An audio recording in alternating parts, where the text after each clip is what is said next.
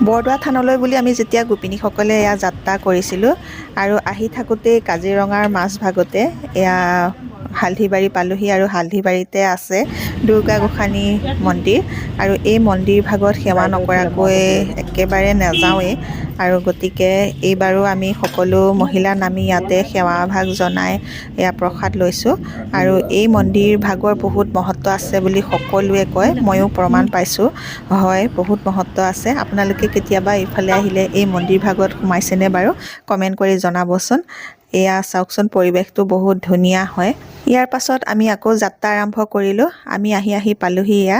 ভৰালী নামঘৰ আৰু ভৰালী নামঘৰত এয়া ৰঙা কাপোৰে যে মেৰিয়াই থৈছে দেখিছেনে এয়া হ'ল তুলসীৰ খুঁটা এই পুৰণা তুলসীৰ খুঁটা ভাগ তেওঁলোকে বহুত ধুনীয়াকৈ সংৰক্ষণ কৰি ৰাখিছে আৰু চিনস্বৰূপে গোপিনীসকলে ধুনীয়াকৈ ফটো একপি উঠি ইয়াৰ পৰা বৰদোৱাৰ নামঘৰলৈ গ'লোঁ